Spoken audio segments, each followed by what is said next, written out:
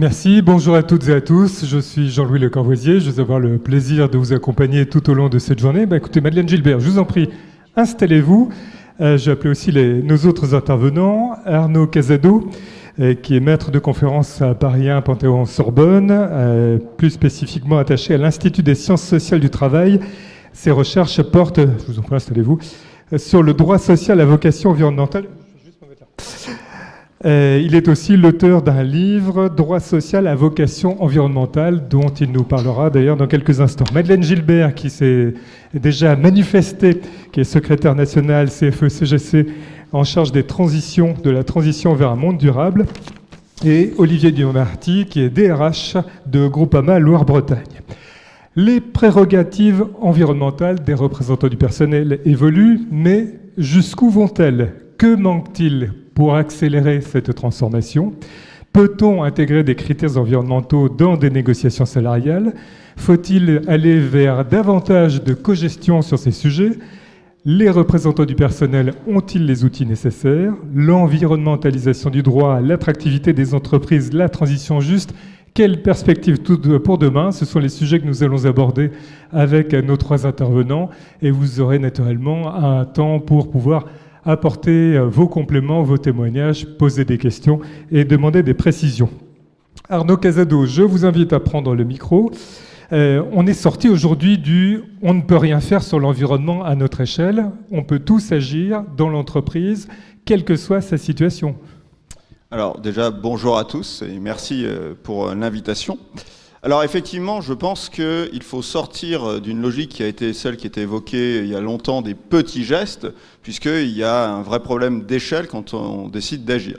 Et ce qui est bien, c'est qu'avec le droit du travail, on est au bon endroit, puisque les entreprises sont les principaux polluants sur la planète, et donc le droit du travail est véritablement un outil qui va nous permettre d'agir avec le bon rapport d'échelle. Toutefois, j'aimerais attirer votre attention sur une première difficulté, puisque, en fait, je vais vous dire aujourd'hui que, en tant que syndicat, vous avez énormément d'armes, mais que souvent vous les ignorez.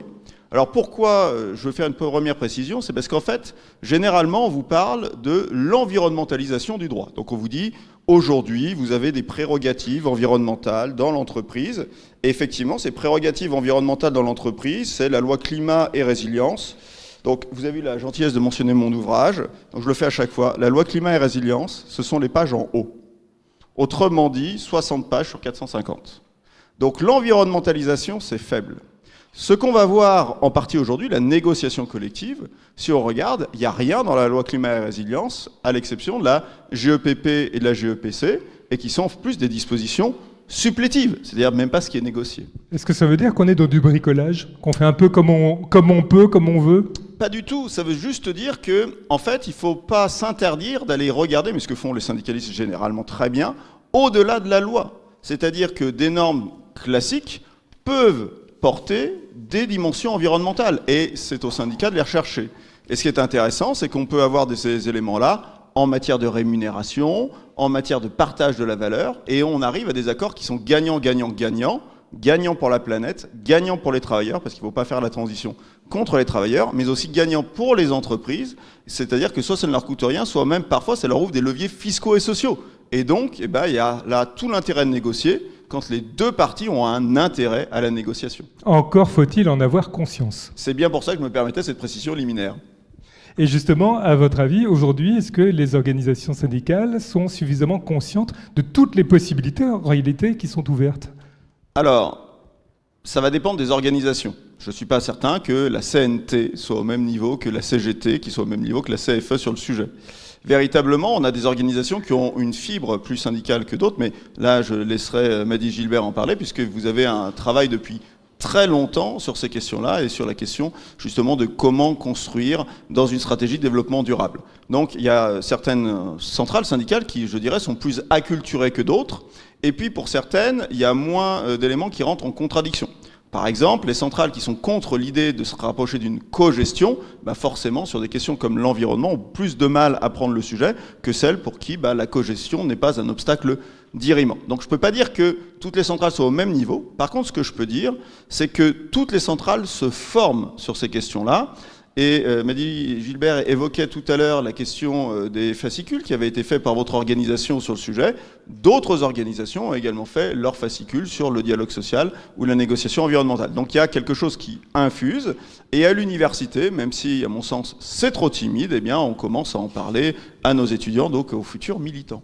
Il y a infusion, il y a sensibilisation, mais pour autant, on n'est pas forcément réellement sensibilisé et on n'a pas donc forcément la connaissance. C'est un point très important sur lequel il faut insister.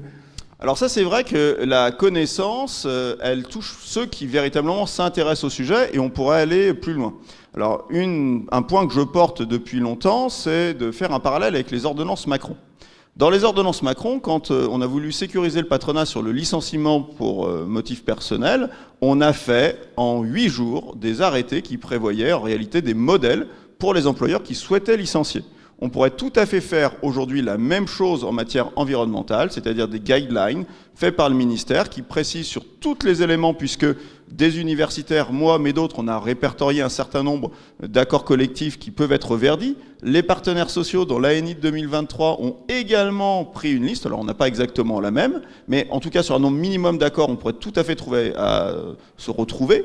Et donc, le gouvernement pourrait tout à fait prendre une liste en disant, ben voilà, tels accords peuvent être facilement verdis par ça, ça, ça, ça, ça. Après, avec Légifrance, la publication des accords fait que vous pouvez tout retrouver extrêmement facilement et donc agir dans votre entreprise. Mais c'est vrai que là, on voit qu'il y a un manque d'impulsion gouvernementale. Le gouvernement pourrait tout à fait renforcer l'effet connaissance s'il publiait quelque chose dessus. Mais dès aujourd'hui, est-ce qu'on peut envisager, par exemple, la négociation salariale sous un angle environnemental ? Tout à fait. Je vous en donne un exemple, et puis pour ceux que ça intéresse, à l'issue de l'ouvrage, j'ai même fait des benchmarks, donc si vous pouvez voir, vous pourrez les prendre en photo si vous le souhaitez. Je vous prends un exemple simple, l'accord d'intéressement, parce que c'est sans doute l'exemple le plus facile à comprendre. Quand vous faites un accord d'intéressement, vous pouvez le mettre sur des critères environnementaux ou des critères de RSE.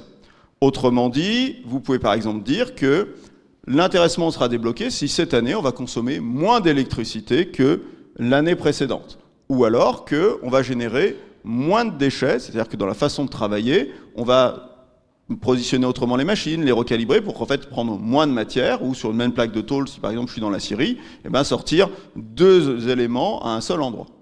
Ces éléments-là, c'est intéressant pour la planète, parce que soit on consomme moins d'intrants, donc il y a moins de pollution, soit véritablement on tape moins dans les ressources. Dans les 2 cas, on est bon pour l'environnement. C'est bon pour le salarié parce que si on arrive avec ces formules à tenir l'intéressement, eh bien le salarié il a une rémunération supplémentaire. Et c'est bon pour l'entreprise à 2 niveaux. Premièrement, parce que déjà, toutes les économies qu'elle a fait, ce sont des éléments de trésorerie qu'elle sortira en moins. Mais c'est bon également pour elle, puisque l'intéressement donne lieu à des leviers sociaux et fiscaux, notamment des exonérations de charges. Et c'est donc un élément qui lui coûtera moins cher qu'une augmentation de salaire.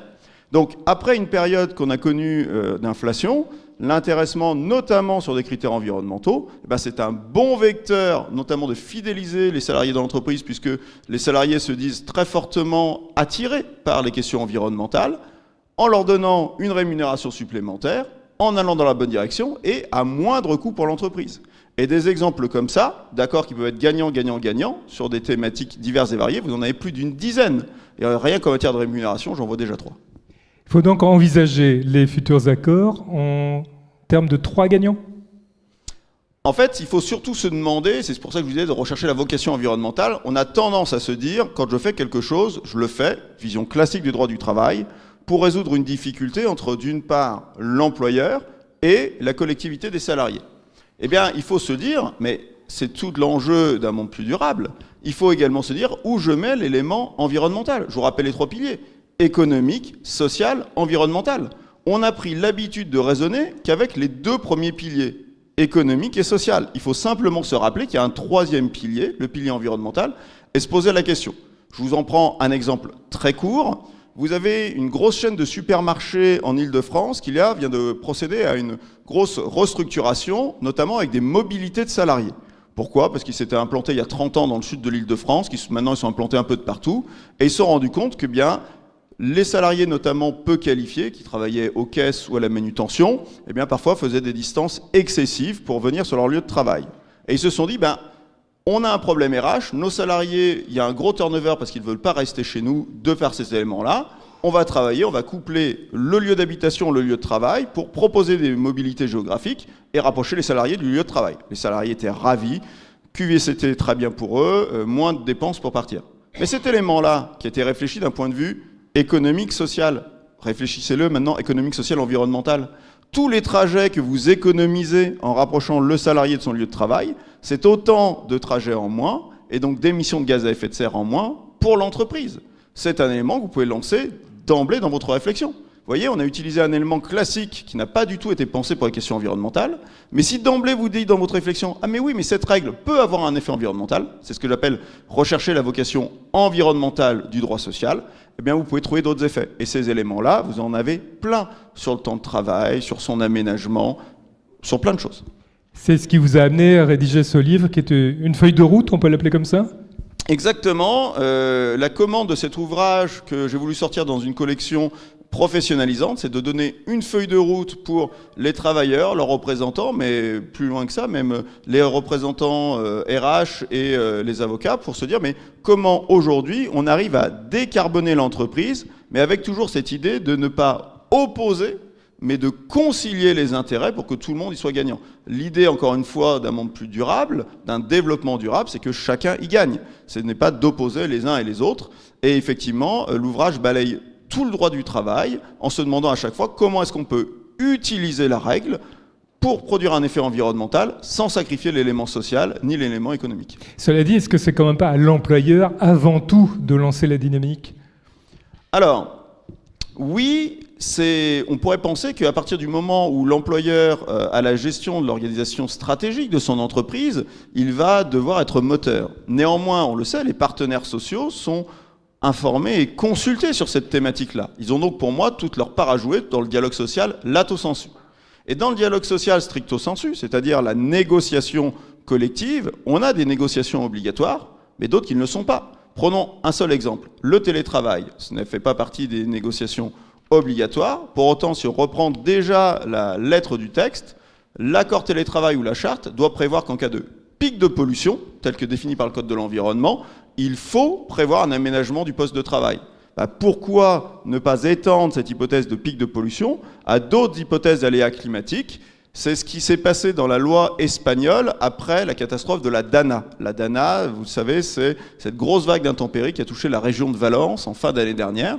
Et bien, suite à ces éléments-là, la loi espagnole a été modifiée pour mettre en place un congé climatique lorsqu'on avait des éléments météorologiques extrêmes. Et dans ce cas-là, le télétravail peut tout à fait trouver sa place. Donc, rien n'interdit, même sur des éléments où l'employeur ne doit pas avoir la main du point de vue du Code du travail, que les partenaires sociaux disent non, en réfléchissant à cet outil, il a un intérêt environnemental, utilisons-le. L'intérêt environnemental du télétravail, on l'a dans l'ANI de 2020.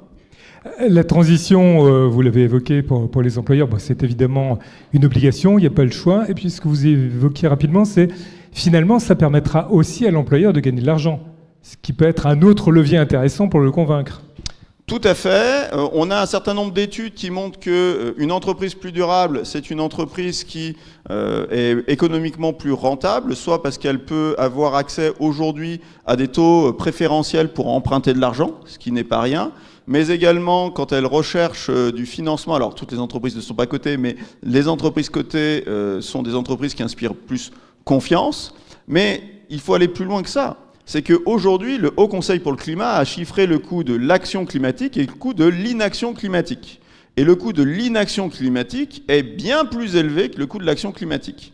Donc, on peut se dire, moi, je ne fais rien, je verrai ce qui se passe, mais en réalité, l'économie que l'on pense faire aujourd'hui, ce sera une très grosse dépense demain. Alors qu'investir un peu aujourd'hui, c'est d'avoir l'assurance de moins investir demain. Je reprends un seul exemple pour prendre quelqu'un qui est extrêmement éloigné du syndicalisme. Je vous invite à regarder les congrès des assureurs, puisqu'à mon avis, c'est par eux que les choses vont bouger. Dans un certain nombre de villes de France, les assureurs refusent d'assurer les bâtiments du fait de la rétractation des sols argileux. Ces éléments-là, si vous avez une entreprise qui est fondée sur cet élément-là, vous savez qu'à plus ou moins long terme, l'entreprise, elle est condamnée si elle a des fondations anciennes qui n'ont pas été pensées pour le retrait des sols argileux. Je vous laisse penser le coût en termes d'infrastructure, en termes de déplacement des machines si besoin, ou autre. Investir aujourd'hui pour renforcer les fondations et les adapter pendant qu'on le peut encore au gonflement des sols argileux, en réalité, c'est sauver l'emploi sur place. Et ça, c'est une bonne chose pour les employeurs. Simplement, ça nécessite de se dire, je vais rester là pendant encore un certain temps. Vous avez évoqué la loi climat-résilience. Quelles perspectives sont attendues en termes de droit social et environnemental pour les temps qui viennent ? Alors malheureusement plutôt du mauvais temps si on se positionne encore une fois sur l'environnementalisation express, c'est-à-dire ce que disent les textes, puisque on l'a vu en ce début d'année 2025, c'était fin février, vous avez 2 directives dites Omnibus qui ont été présentées par la Commission européenne, Omnibus 1 et 2, l'une qui vise le calendrier de mise en œuvre de la directive CSRD, donc c'est-à-dire sur la durabilité, et la directive CS3D, c'est-à-dire devoir de vigilance, et une autre sur le contenu de ces 2 directives. Mais ce n'est pas la seule chose. Actuellement, nous sommes en pleine projet de loi DDADUE 2025, la DADU pour les spécialistes du terme, qui est une loi de transposition des directives européennes.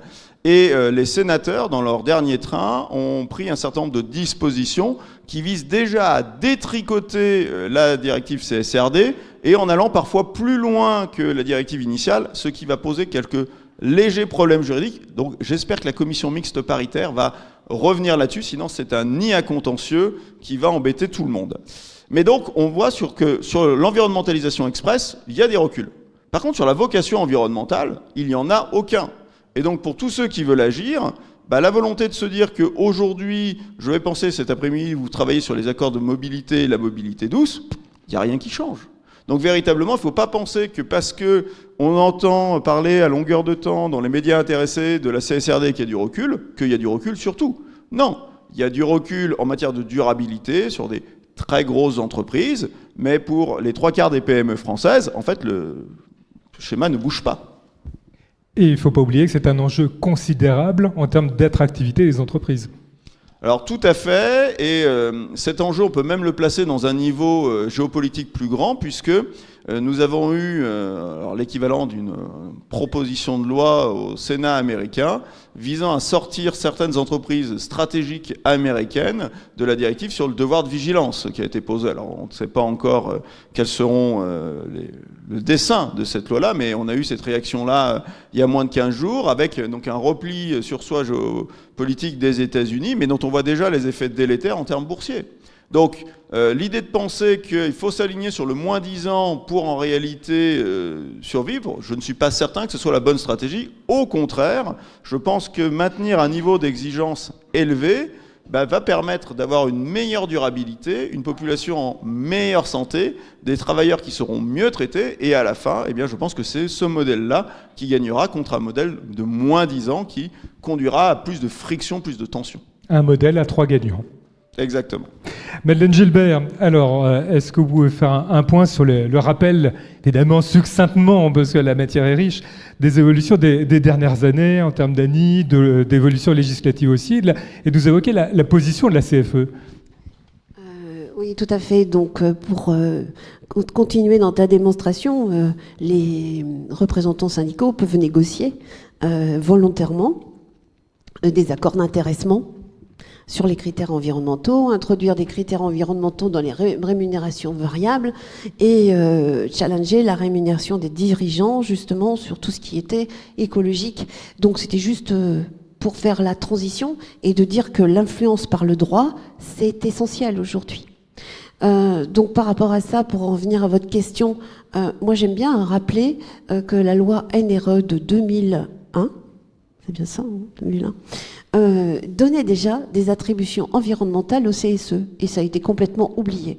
Et c'est revenu avec la loi climat et résilience. Mais pourquoi c'est revenu? C'est parce qu'il y a eu la Convention citoyenne pour le climat, qui elle-même a eu lieu parce qu'il y a eu les Gilets jaunes, elle a été TICPE, justement, des critères environnementaux subventionner le carbone, enfin, le non-carbone, comme on veut. Et ça a fait un déclencheur. Alors cette loi climat et résilience, l'influence par le droit, on est revenu sur des critères environnementaux par rapport au CSE. On a dit, voilà, il y a de nouvelles attributions environnementales, mais ça veut tout dire et c'est très large. Donc comment je prends les choses, comment je m'inscris en tant que au plus proche du terrain pour faire en sorte de... Donc c'est vrai que ça peut être déstabilisant. Et nous, CFE-CGC, on a voulu vraiment s'investir dans ces propositions en proposant des amendements aux parlementaires sur des conditions environnement obligatoires, parce qu'aujourd'hui, on traite l'environnement d'une manière transverse. Donc quand on traite tout partout, on peut imaginer qu'il y a quand même des trous dans la raquette. Hein. Donc nous, on a voulu cibler dans une commission environnement obligatoire. Bon, ça a été retoqué, mais rien n'empêche aujourd'hui les représentants du personnel via un accord préélectoral ou simplement un accord de demander l'ouverture d'une commission.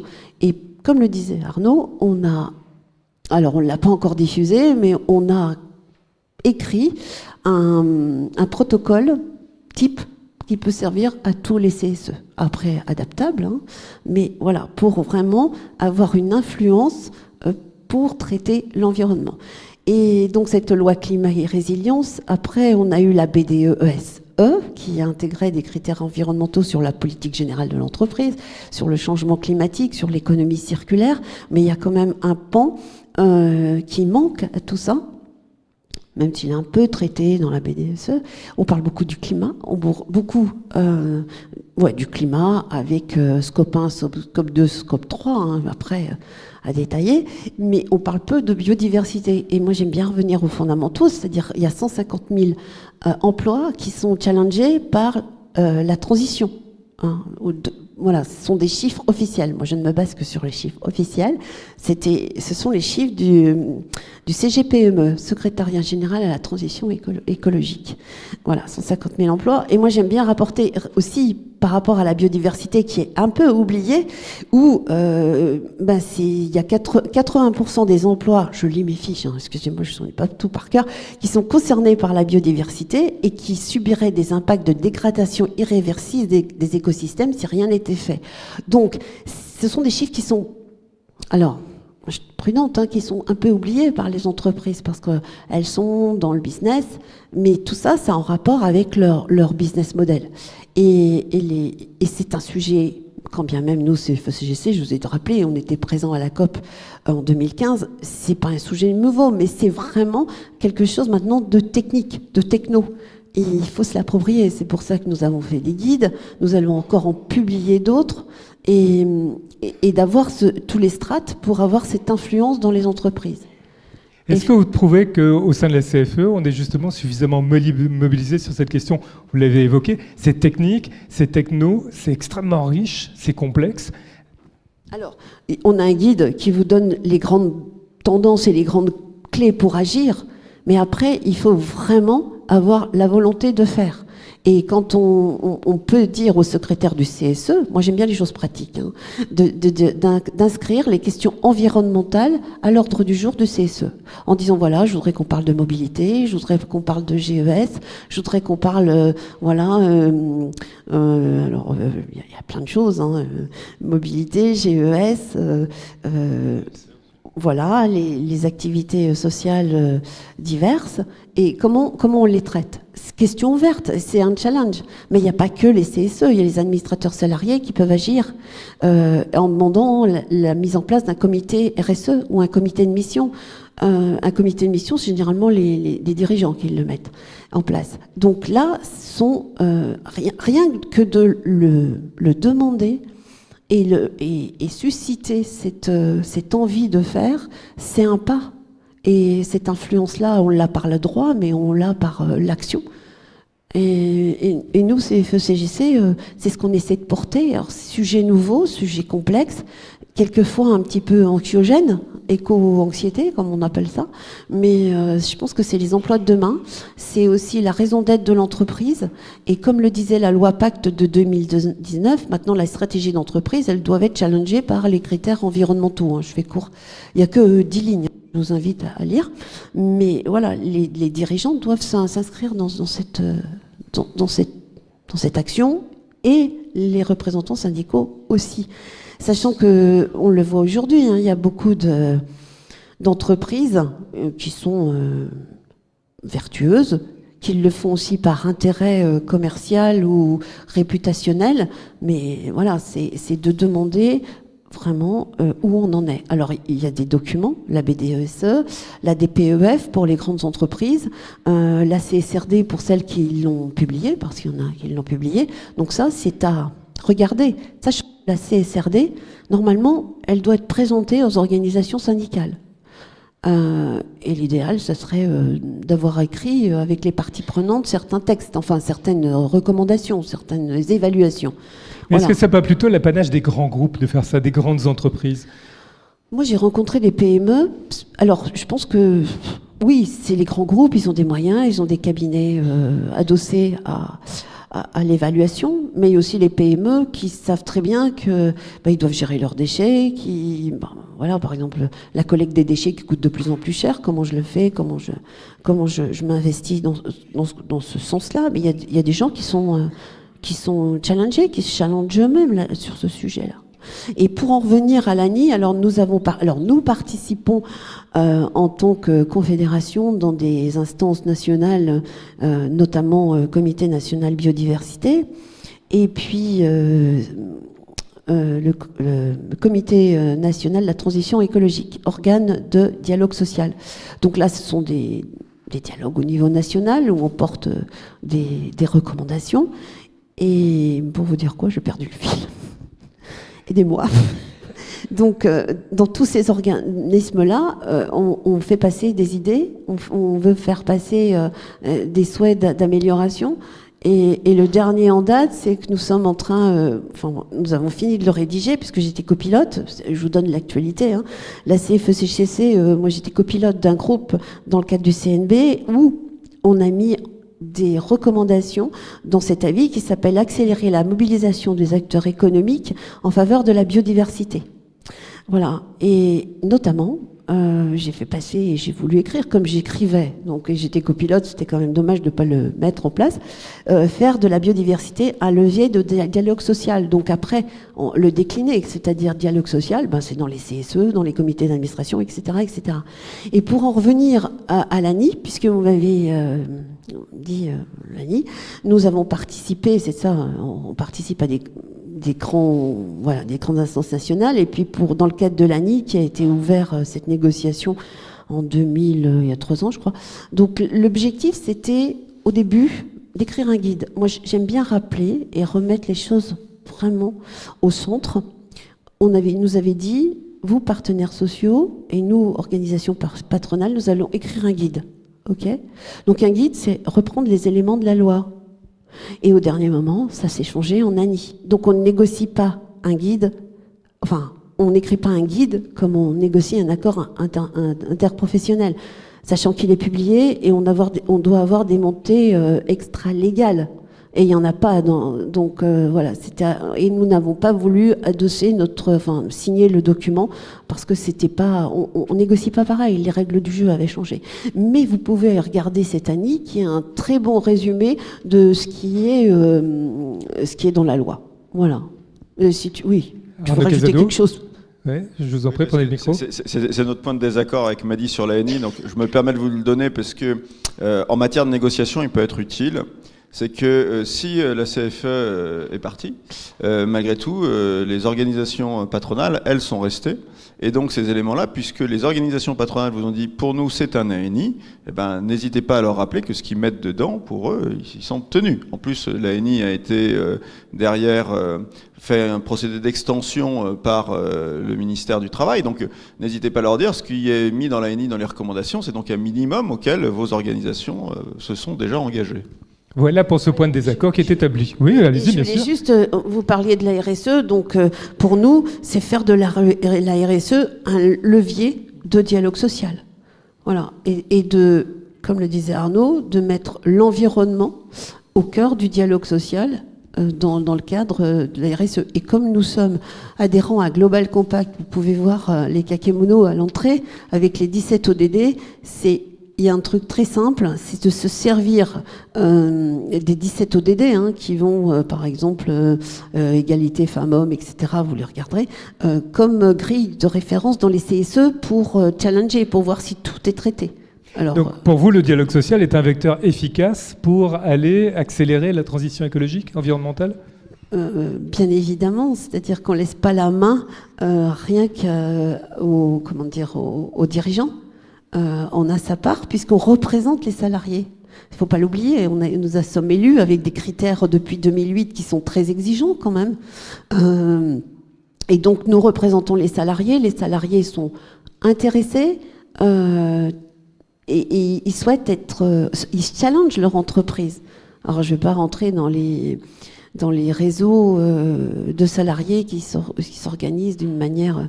Mais voilà, on voit bien qu'il y a une vraie interrogation et effectivement, nous avons un rôle à jouer. Et c'est aussi, comme nous l'évoquions tout à l'heure, avancer davantage vers la cogestion. Et c'est là la difficulté avec d'autres organisations syndicales. Certes, oui.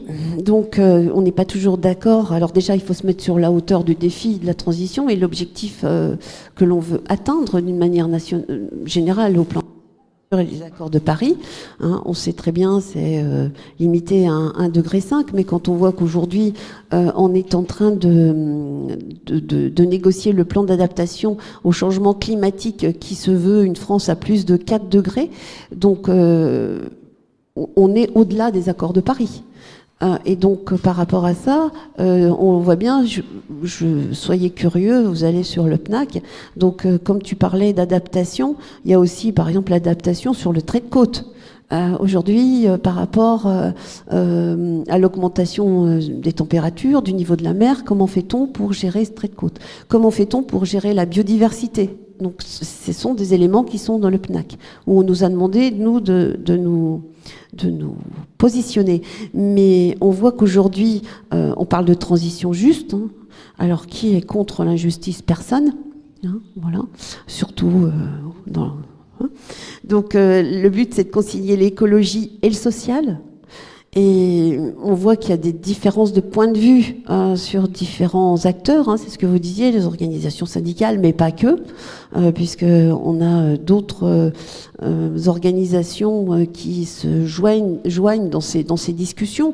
Et donc, l'objectif, à mon avis, c'est de réfléchir sur les conditions du dialogue et de la confrontation des conceptions et de se mettre d'accord sur des lignes directrices. Et au-delà des opinions partisanes. Et c'est compliqué quelquefois. Donc les identifier, faire des propositions techniques, notamment aujourd'hui on sait l'investissement à réaliser, les subventions, les taxes, les réglementations, comment on se met d'accord au-delà de tout ce qui est, je dirais, opinion et influence pour prendre le lead, voilà, pour parler très clairement. Et c'est quelquefois compliqué. Mais j'en reviens toujours à notre cœur de métier, c'est-à-dire 150 000 emplois, une biodiversité qui est reliée aux emplois. Donc ça, c'est à pas perdre de vue.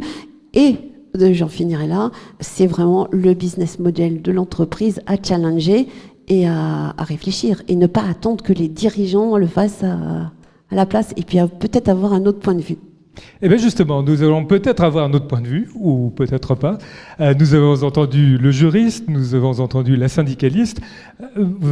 Écoutons maintenant un employeur. Olivier Dumarty, donc vous êtes DRH à Groupama Loire-Bretagne. Je vous ai vu prendre beaucoup de notes. Est-ce que vous avez déjà un premier commentaire sur ce que vous avez entendu ?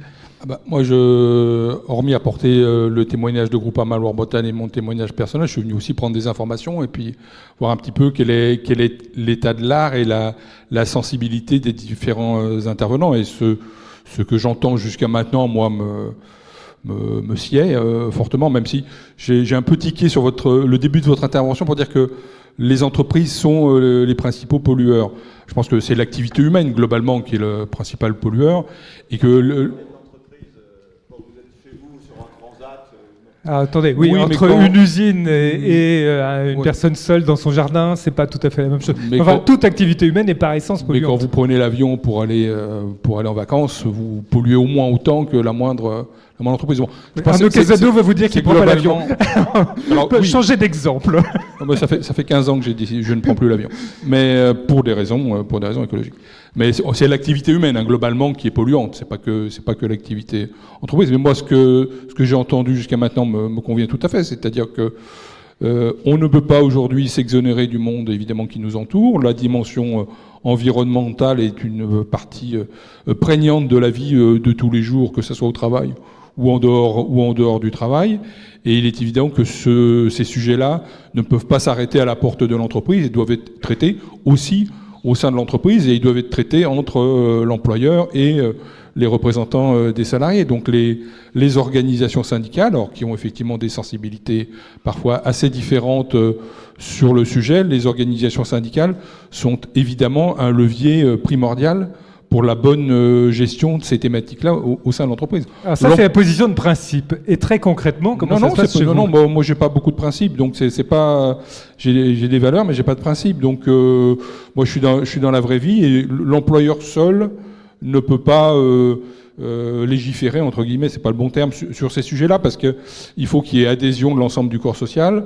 Pour qu'il y ait adhésion de l'ensemble du corps social, les décisions peuvent pas venir que d'en haut. D'abord parce que les dirigeants d'entreprise sont pas omniscients, on sait pas tout sur tout, on n'a pas toutes les compétences, donc on a besoin d'avoir des sons de cloche différents. C'est pour ça que je suis là aujourd'hui, parce que moi je sais pas tout, surtout loin de là, et je suis venu aussi prendre de l'information pour demain enrichir nos pratiques d'entreprise et éventuellement le dialogue social. Donc ça ne peut être que dans la co-construction que demain on ira vers des pratiques environnementales, des pratiques sociales, des pratiques de décarbonation qui seront efficaces. Alors je ne sais pas si c'est la politique des petits pas, mais au moins il faut commencer à se mettre en mouvement, à faire des choses concrètes, et puis après la pelote grandira. C'est à force de faire des petits pas qu'on finira par faire quelques kilomètres. Alors, au sein de Groupama Loire-Bretagne, comment la transition est-elle intégrée dans la négociation avec les partenaires sociaux ?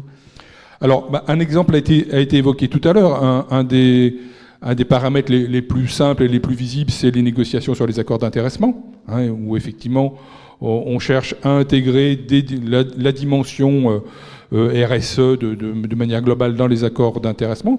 Alors là aussi, c'est ce qui était indiqué tout à l'heure, avec des sensibilités différentes selon les organisations syndicales, certaines qui sont plutôt partantes sur ces sujets, d'autres qui ont plus de mal à intégrer des critères autres que des critères purement économiques ou purement sociaux. Donc alors là, ça peut être le rôle éventuellement de l'employeur et des organisations syndicales réformistes, c'est de montrer à d'autres organisations syndicales que c'est effectivement des accords gagnant-gagnant-gagnant, c'est que l'entreprise a tout à y gagner, que les salariés ont tout à y gagner, mais aussi que les organisations syndicales, quelles qu'elles soient, ont tout à y gagner. Je ne pense pas qu'aujourd'hui, en 2025, une organisation syndicale, quelle qu'elle soit, puisse faire l'impasse sur la dimension environnementale. Je suppose que dans toutes les organisations syndicales, il y a des militants et des adhérents qui sont extrêmement sensibles à ces sujets-là et qui ne comprendraient pas que leur centrale syndicale ou que leurs délégués syndicaux en entreprise balayent ces sujets-là d'un revers de la main en disant ça ne nous regarde pas, c'est l'histoire des patrons, ou ce qu'on entend encore et que j'ai entendu encore relativement récemment, qui est de dire oui, mais tous ces sujets-là, c'est pas à la main des salariés, c'est le patron qui décide de verdir sa flotte automobile, c'est le patron qui décide de faire des travaux pour faire des économies d'énergie ou de chauffage dans l'entreprise, et nous, pauvres petits salariés, on peut rien y faire. Vous venez d'évoquer des exemples. Est-ce que ceux-là, vous les avez négociés avec les représentants du personnel ? On est en train. Voilà, c'est un sujet d'actualité. Donc, il faut convaincre. Voilà, c'est toujours l'histoire du colibri. Chacun vient apporter sa goutte d'eau. Effectivement, il y a 2400 salariés à Groupama Loire-Bretagne.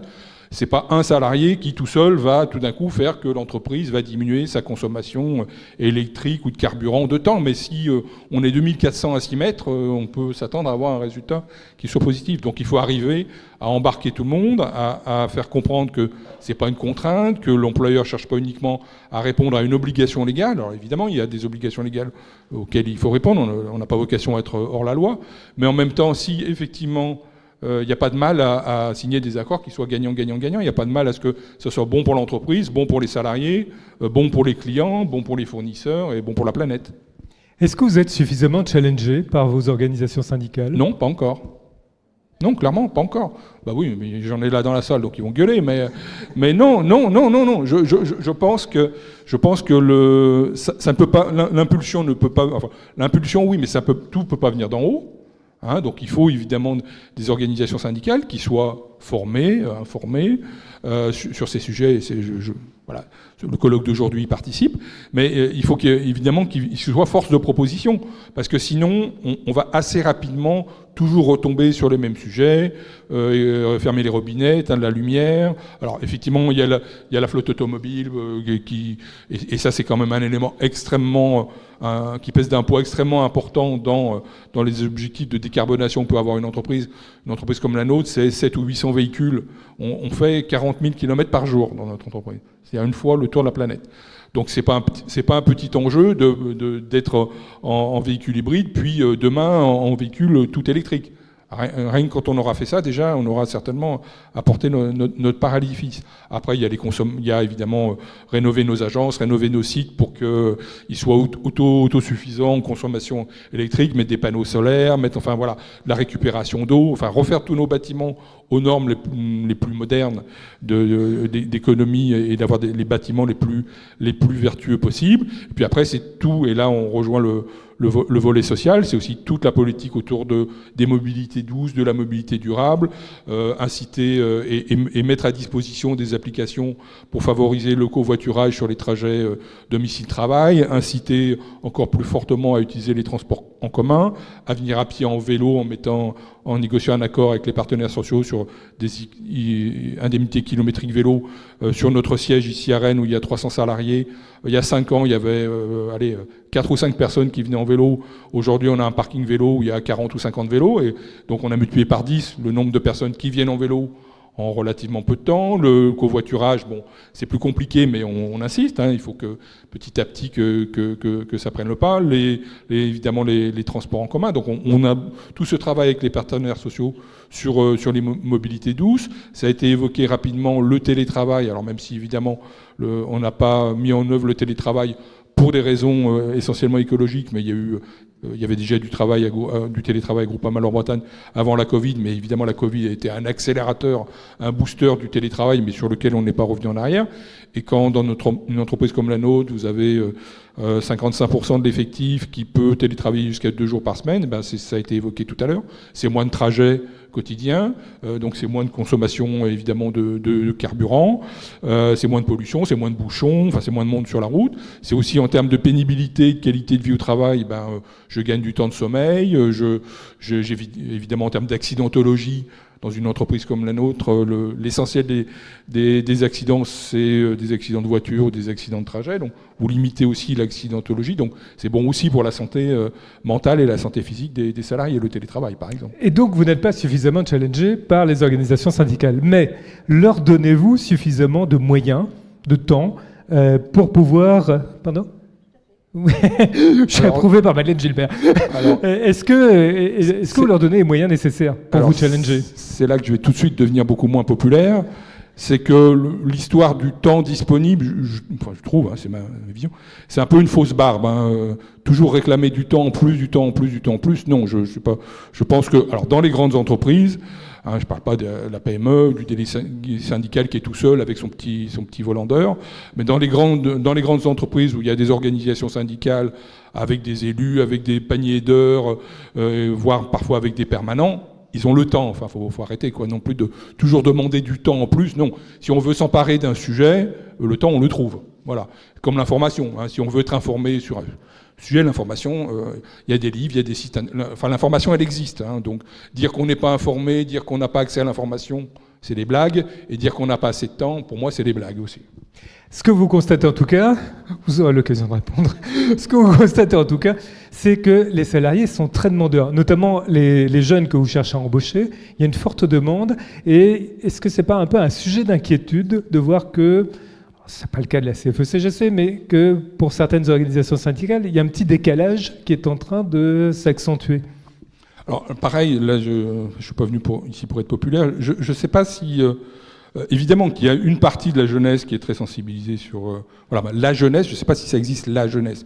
Une partie de la jeunesse est très sensibilisée à tous ces sujets-là. Et effectivement, Ça peut être un critère de choix pour choisir un employeur. Ça fait partie, entre guillemets, de la marque employeur, d'avoir des démarches éco-responsables, mais aussi autour de la diversité, de l'inclusion, de la gestion des juniors, enfin de l'accueil des minorités, etc. C'est important de le faire. Hein. Il ne s'agit pas uniquement de faire du greenwashing ou de faire de l'affichage. Il faut que ça soit la réalité, parce que le monde d'aujourd'hui et le monde des réseaux sociaux, vous avez quand même intérêt en tant qu'employeur que la réalité soit à la hauteur de vos promesses. Hein. Sinon, le retour d'ascenseur est extrêmement violent.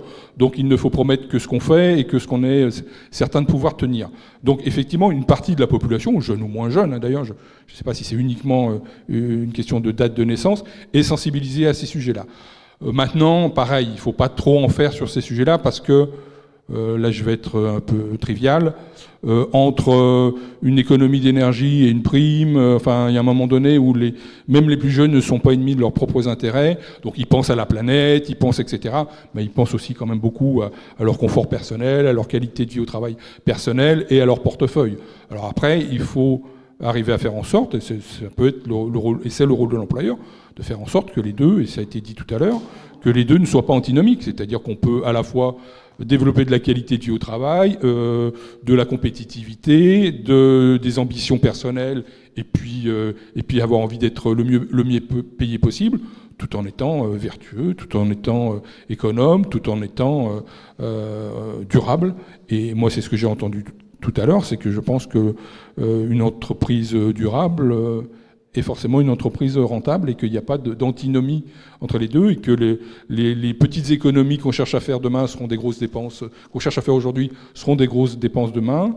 Et effectivement, je partage le fait qu'il ne faut pas en rabaisser sur notre niveau d'exigence aujourd'hui, sous prétexte que certains le font ailleurs, parce qu'on le payera encore plus cher demain. Donc il faut continuer à être particulièrement exigeants avec nous-mêmes, exigeants avec nos salariés, que nos salariés soient exigeants avec leur employeur, que nous soyons exigeants avec les organisations syndicales, et que les organisations syndicales soient exigeantes avec le patronat. Est-ce que pour vous, les organisations syndicales durables seront celles qui se seront vraiment investies dans ces questions de transition ? Je pense que ça fait partie, oui, ça fait partie. Je pense que les organisations syndicales qui, par choix ou par biais idéologique, n'investissent pas le champ de la durabilité, de l'environnement, mais aussi de la diversité, de l'inclusion, enfin au sens extrêmement large, je pense que ces organisations syndicales-là, à un moment donné, elles vont être déconnectées de l'essentiel de la population.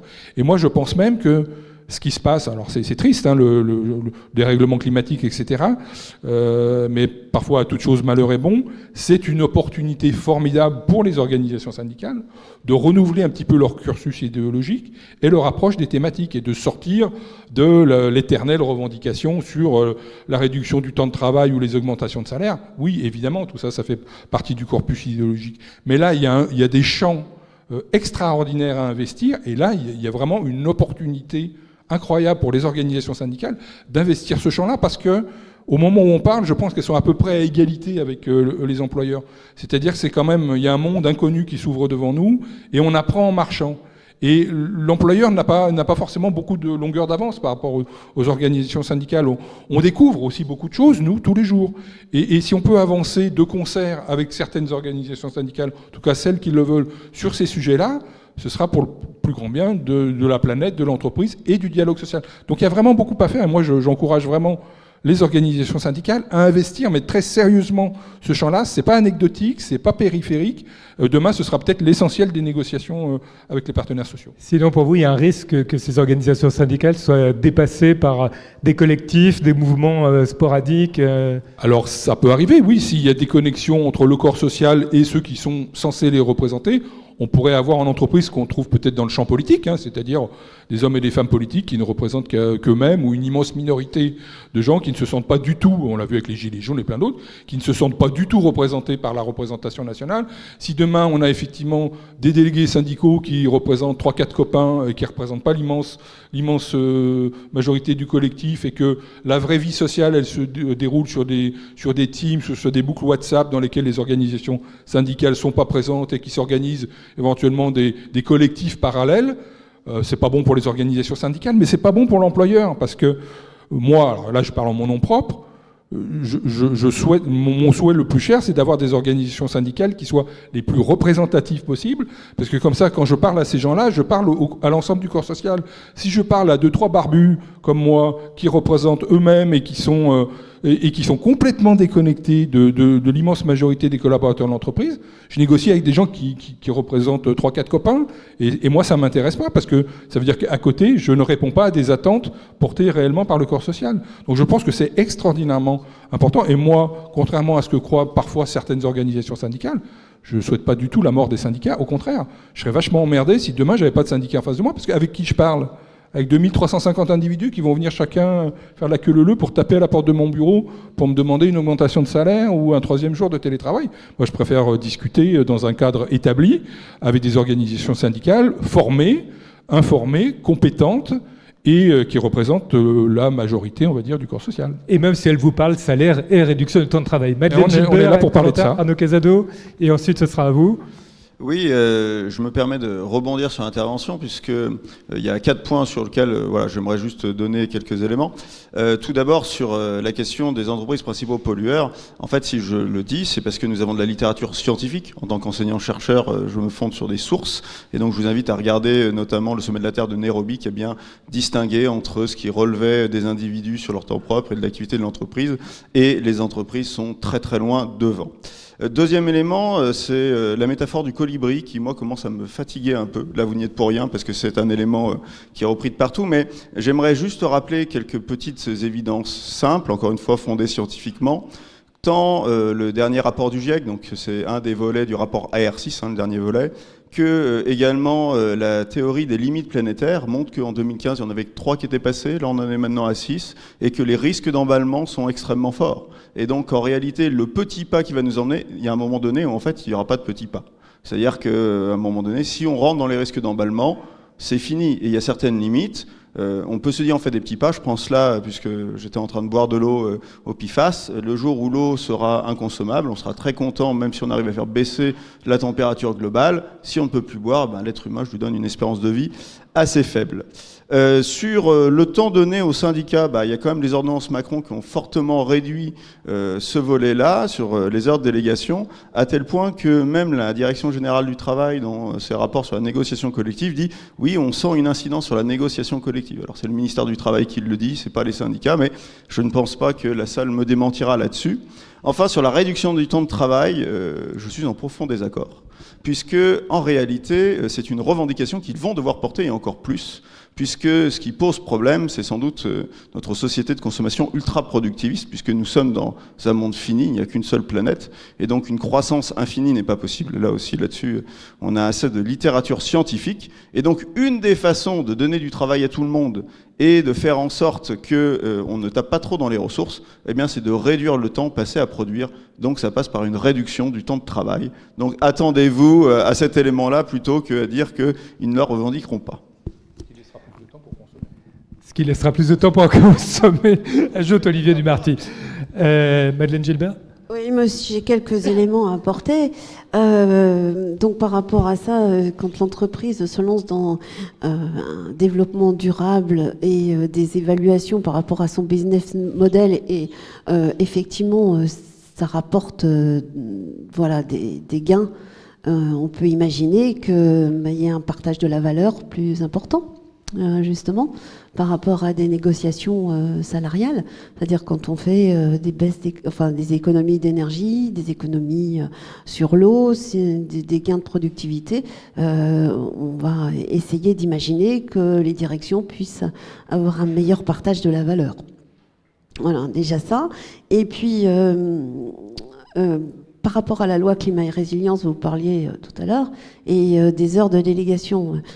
Donc effectivement, restriction par rapport aux ordonnances Macron. Mais quand on a négocié la loi climat et résilience, c'est pas faute d'avoir demandé des heures. J'ai demandé une commission environnement obligatoire dédiée. C'est refusé. Quand bien même, la majorité des parlementaires ont porté l'amendement. Et bien ce n'est pas passé. Il y a 5 ans de ça. Et quand on avait la personne la députée qui menait le groupe de travail sur produire justement, enfin travailler, on lui a demandé des heures de délégation supplémentaires et des heures de formation supplémentaires. C'était une fin de non-recevoir. Et par rapport à l'argumentaire, justement par rapport à ça, on a dit mais comment vous voulez faire en sorte de motiver les gens, de leur dire que c'est important si vous ne leur donnez pas les moyens d'agir. Et on est bien dans le pouvoir d'agir. Donc c'est pas le pouvoir d'agir des citoyens, c'est le pouvoir d'agir des représentants syndicaux et des syndicalistes. Voilà, des gens qui font progresser l'entreprise pour moi. Donc le mot syndicaliste, juste un petit, voilà, c'est des gens qui amènent des solutions à des situations. Voilà.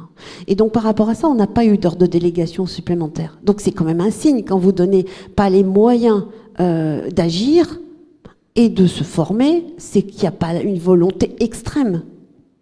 Enfin, voilà, en toute réalité. Et puis, par rapport à ça, le dernier point, c'est que nous ne sommes pas le seul pays à vouloir un dialogue social et environnemental de qualité. Parce que la Grèce, rien que pour la Grèce aujourd'hui, elle met en place dans les CSE des négociations sur la chaleur, comment la traiter. Enfin, je ne vais pas rentrer dans les détails, hein, si vous voulez, vous irez voir. Comment traiter la chaleur, comment faire en sorte que ces salariés ne subissent pas les augmentations de température et une santé correcte par rapport à ça et puissent continuer à produire. Il n'y a pas que la Grèce, mais il y a longtemps de ça, en Grande-Bretagne, il y a le Green Task Force qui n'avait pas invité les syndicalistes à la table des négociations justement sur les emplois et compétences. Et comme il y a eu un petit peu de mouvement, ils les ont invités. Et ils sont arrivés à trouver un accord. Et donc par rapport à ça, on voit bien que voilà, on est inséré dans les discussions, mais toujours un petit peu en bout de chaîne. Et il faut que ça change aujourd'hui, parce que les salariés sont des citoyens. Et comme je le disais tout à l'heure, hein, la loi de 2008 nous donne, nous, quand on se présente à des élections, des critères de pourcentage pour être élu, pour négocier les accords, très, très, très exigeants. Voilà. Donc, exigence des OS aussi, mais certainement exigence de direction. Je pense que les OS ont vraiment des choses à faire et des choses à dire. Autant leur donner les moyens et les moyens de se former. Et nous, par rapport à ça, nous, CFE-CGC, nous avons des formations qui permettent à nos représentants d'avoir des clés de compréhension et de réussite. Donc, que ce soit sur le climat et sur la biodiversité. Vous avez des choses à dire. Alors, avez-vous déjà des questions, des commentaires, des demandes de précision ? Je vais demander à Paul de bien vouloir faire passer le micro. Oui, nous avons déjà une première demande d'intervention, une deuxième. Alors, je vous remercie de vous présenter lorsque vous intervenez. Nous vous écoutons. Bonjour. Emmanuel Lebrun, moi je suis représentant de l'Union syndicale solidaire 35 et plus particulièrement de sa commission écologie. Donc Solidaire est une union syndicale qui date du milieu des années 90 et qui a quand même été caractérisée par sa sensibilité aux questions environnementales dès sa création. Et on a contribué au niveau Ille-et-Vilaine à la création d'une intersyndicale écologique qui a commencé à l'automne. Donc pour rassurer Monsieur Dumarty, toutes les organisations syndicales qu'on a contactées pour la création de cette intersyndicale ont répondu très positivement et ont toutes exprimé leur sensibilité à ces questions d'environnement. Donc je pense qu'aujourd'hui, il n'y a plus d'organisations syndicales qui puissent dire que les préoccupations environnementales ne leur appartiennent pas. Donc ça, c'est une première réalité, même si elles n'ont pas toutes, pour l'instant, envoyé de délégués pour participer à notre travail en intersyndical. Cette intersyndicale, elle a décidé de travailler sur un secteur que vous connaissez, puisque c'est le secteur de l'agriculture, de l'agroalimentaire et de l'alimentation, de manière déjà à s'interroger sur des sujets communs et à mieux se connaître entre organisations syndicales pour demain, éventuellement, avoir à se mobiliser pour répondre à des sujets, parce que c'est vrai que dans l'agroalimentaire, l'environnement c'est très important, mais le social aussi. puisque le partage de la valeur ajoutée dont vous parliez tout à l'heure, il n'est pas toujours très bon pour les salariés. Et il faut quand même reconnaître que les salariés, quand ils adhèrent à un syndicat ou qui viennent voir un syndicat pour défendre leurs droits, ils viennent plutôt défendre leurs droits individuels, répondre à des questions de difficulté dans leur emploi et dans leur relation avec leur employeur. Donc on ne peut pas effectivement disjoindre les conditions environnementales, mais il est très clair Alors, que les syndicats... parlez bien dans le micro, s'il vous plaît. Je vais m'arrêter. Il n'y a pas d'incompatibilité entre la fin du mois et la fin du monde. Merci de votre intervention. Alors, madame, vous souhaitiez également le micro. Ici. C'est à vous. Oui, bonjour. Brigitte Pietralin. C'est plus un témoignage par rapport à une expérience de directrice de projet développement durable à la branche famille de la sécurité sociale, CNAF et sans CAF sur l'ensemble du territoire, métropole et outre-mer. Donc, ce que je voudrais passer comme témoignage, c'est que le dosage c'est d'évoquer le dosage de la transition écologique. C'est pas un petit truc, c'est pas techno, je pense que c'est politique, et c'est vraiment faire autrement. Vraiment tout, revoir globalement les choses. Et la participation du CSE était incontournable au niveau de la gouvernance développement durable à la CNAF et dans toutes les CAF de France.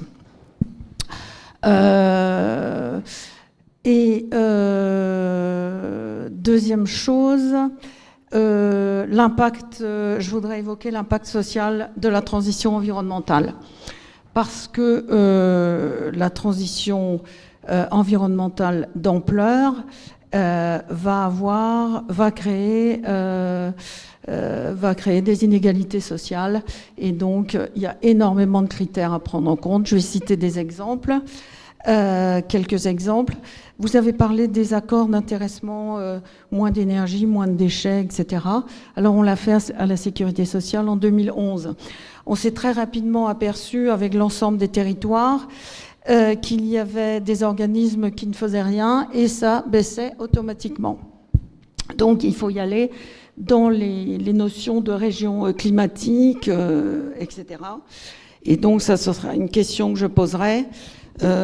Comment au niveau revisite du droit du travail et au niveau des réglementations, on aborde la question de bon sens des régions climatiques. L'outre-mer, c'est pas la même chose que le nord de la France. On va plus s'occuper du solaire, etc. dans les politiques d'investissement aussi. Mobilité. Et en quelques mots, ouais. Oui, mobilité. Là aussi, là c'est une question.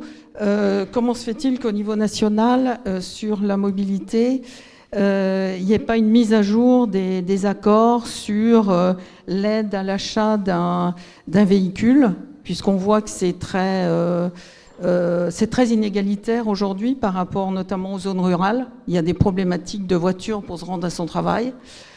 Donc comment faire ? Et puis mon troisième message, témoignage, c'est oui la dimension des territoires. Quel levier pour les actions locales entre les différentes entreprises, entre les différentes organisations syndicales. Nous aurons l'occasion aussi de revenir sur ce point dans une table ronde cet après-midi. Arnaud Casado. Oui, alors je vais vous faire une réponse, madame, qui, je pense, vous sera insatisfaisante, mais elle le sera par nature, et le problème pourtant que vous avez soulevé est un problème très important. Le Code du travail ne s'implique pas forcément de manière territoriale. C'est-à-dire que les éléments que vous soulevez, en fait, c'est plus du dialogue territorial, donc de la droit public en réalité. Le Code du travail va réfléchir sur des réflexions territoriales quand on va avoir un bassin d'emploi, et on va y réfléchir au niveau du bassin d'emploi, et par exemple sur la mobilité, mais je suppose que ça sera dit cet après-midi, donc je ne veux pas empiéter sur la table ronde de cet après-midi, mais vous pouvez réfléchir sur des plans de mobilité inter-entreprises pour du covoiturage ou autre. Mais par exemple, de décider d'une nouvelle ligne de ferroutage qui aurait un effet extrêmement fort, et ben voilà. C'est le conseil régional. C'est ça. Donc, c'est pas le droit du travail. Donc, véritablement, là-dessus, notre réponse est forcément insatisfaisante en tant que spécialiste de droit du travail, puisqu'elle n'est pas là-dedans. Par contre, un point que vous soulevez qui est très intéressant sur le territoire, c'est que le dérèglement climatique ne va pas toucher tous les territoires de la même façon. Alors, souvent, on l'envisage en disant, bah oui, il y a certains endroits, vous avez pensé aux Outre-mer, on va peut-être avoir plus de phénomènes de typhon ou autres. Mais comme nous sommes devant des syndicalistes, moi, j'aimerais parler de matière d'emploi. Si vous prenez la région Auvergne-Rhône-Alpes, par exemple, puisque la saison des vacances au ski vient de s'achever, eh bien, on sait que véritablement, cette saison des vacances au ski, elle est sans doute finie dans 10, voire 15 ans. Et ce, même si certains tentent de cultiver de la neige artificielle pour entretenir ces éléments-là. En termes d'emploi, en réalité, c'est tout un secteur avec des saisonniers qui s'effondrent. Et donc, nous avions des personnes qui avaient l'habitude de travailler à ce moment-là, qui donc étaient en emploi, généraient des cotisations sociales et qui demain ne le feront plus. Et donc il y a un élément, si on réfléchit en termes de territoire, mais en termes de territoire emploi, plus qu'en termes de territoire dérèglement et infrastructure, qui là est plutôt le volet aménagement public, c'est la question de comment on envisage dès aujourd'hui des formations pour ces travailleurs. Puisqu'en réalité, on sait très bien que dans 10 ou 15 ans, il y aura sans doute plus besoin de pisteurs et de personnes pour faire remonter les pistes. Et donc, les personnes qui travaillaient là, comment font-ils? Alors, vous avez une division au ministère du Travail, la MADEC, ça s'appelle ça, qui font des EDEC, qui sont des plans pour aider les filières. Mais globalement, c'est pas assez développé et toutes les filières ne le savent pas. Et là, il y a un vrai travail à se dire, mais ma filière, dans 5, 10, 15 ans, y a-t-il encore un avenir? Quels seront les besoins en termes d'emploi? Vous avez plusieurs études qui ont pu être faites au niveau international, mais même au niveau national sur le sujet. Notamment, vous avez le Chiffre Project qui a fait un plan de transformation de l'économie française où il essaye de chiffrer filière par filière les besoins. Je te laisserai rebondir là-dessus. Et Action Réseau Climat, je salue parce qu'il y a quelqu'un dans la salle qui a fait aussi un travail sur les emplois et les compétences. Et donc, si on réfléchit en matière territoriale, ça c'est un vrai élément à prendre en considération au vu du territoire et de la filière. Et là, la formation, j'ai envie de dire, c'est un peu votre pain quotidien. Donc, n'hésitez pas à investir le sujet parce qu'on ne pense pas forcément toujours à cette entrée-là. Mais il y a une vraie entrée pour anticiper ce qui va se passer dans quelques temps. Voilà pour cette réponse. J'ai bien conscience, un peu insatisfaisante, mais voilà. Autre intervention dans la salle? Oui, non, vous vouliez parler, monsieur de Groupama? Non, c'est bon. Allez-y. Ouais. Oui, en fait, donc moi je suis Maëla Rosé, je fais partie également, désolée, du syndicat solidaire /Sud Télécom, salarié d'Orange. Et en fait, en tant que syndicaliste, il y a parfois une frustration à toujours entendre parler de négociations sur ce que, alors j'ai pas trouvé d'adjectif, mais les aspects un peu périphériques ou logistiques de votre entreprise, c'est-à-dire la flotte des véhicules, l'électricité dans les bâtiments, etc. Ce n'est pas le cœur de l'activité économique de l'entreprise. Par exemple, dans les stations de ski, ce sera le ski. Moi, je bosse chez Orange. Si on veut faire du développement durable, il faudrait qu'on vende moins de téléphones, par exemple. Donc, on prend des risques, en fait, sur le modèle économique. Enfin, le fait de vouloir parfois améliorer l'impact environnemental de l'entreprise a parfois des conséquences sur l'activité même.